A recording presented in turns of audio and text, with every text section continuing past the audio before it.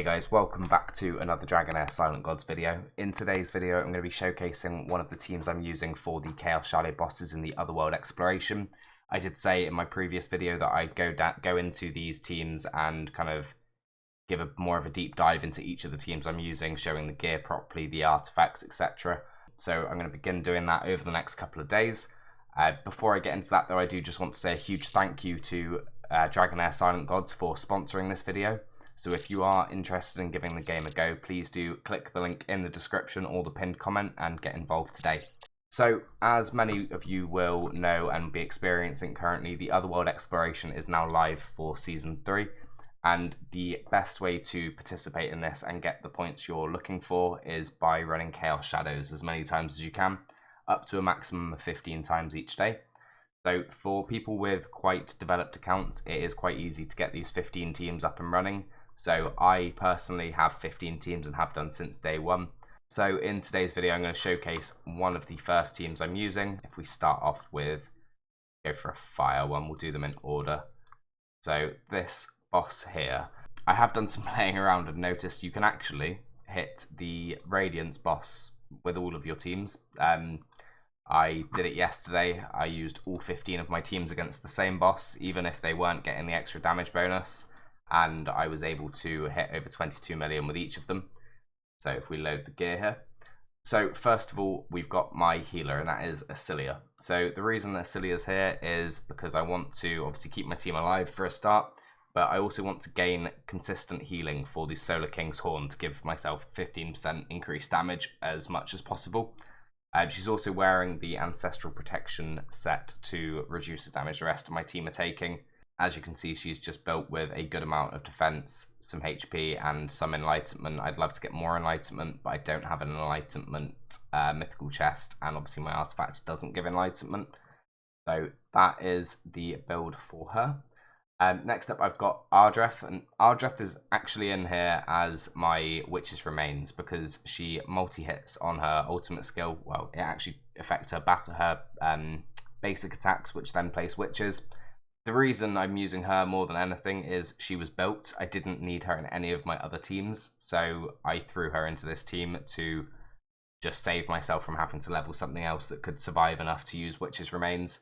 But while she's in there, she's obviously built with accuracy. She's also built with the Puppeteer set with a large amount of defense. The reason for that is obviously the Puppeteer set boosts the defense of the rest of your team when they're around that hero. So Ardreth is able to pump up the defensive stats on the rest of my team.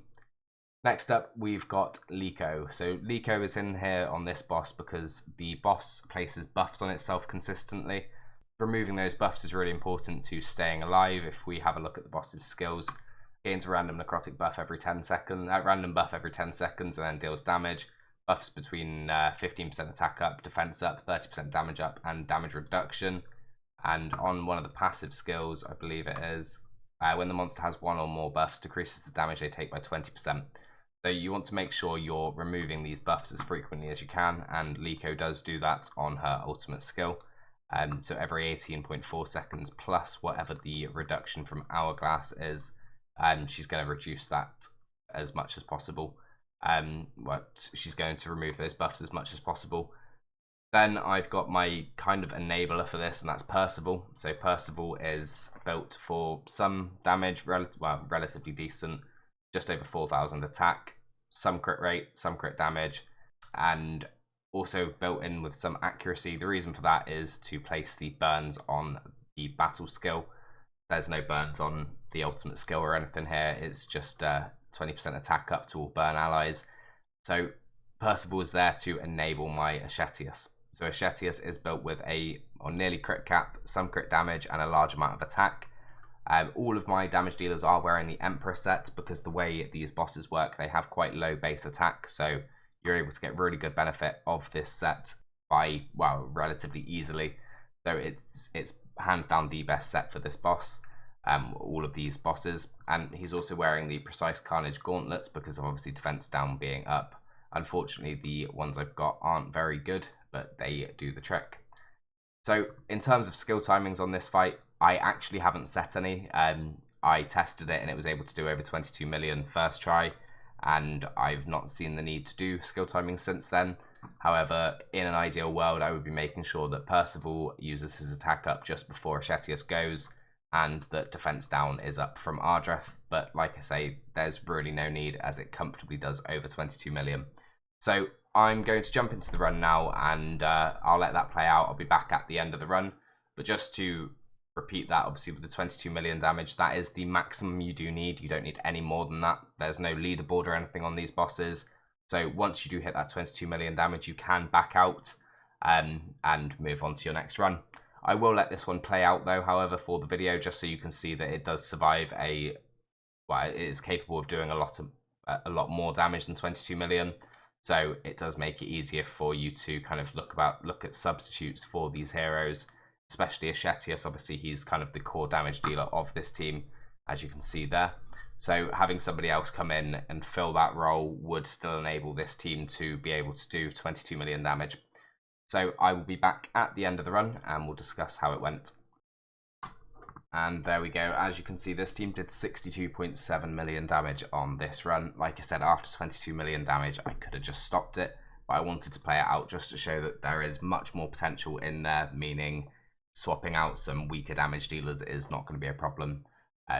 As you can see, the team themselves did nearly 22 million damage without Ashetius. In fact, I think they actually just about did do 22 million damage, ignoring Ashetius's damage. So there is definitely potential to run significantly weaker teams. You could even run 3-man teams. I've seen some bosses you can run 2-man teams.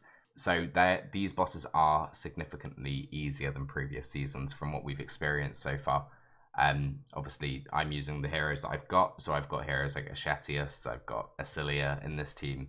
But it doesn't mean that you can't replicate a somewhat similar team. Like Ashetius could be straight out swapped for Arassi's the Epic, and you wouldn't get 62.7 million, but you'd definitely get over the 22 million mark. So that is all for this video. Obviously, I will be showcasing more teams over the coming days. I do just want to say once again a huge thank you to Dragonheir Silent Gods for sponsoring this video. And remember, if you are looking interested in getting involved in the game, please do click the link in the description or the pinned comment and try the game out today. So thank you very much. I'll see you in the next video.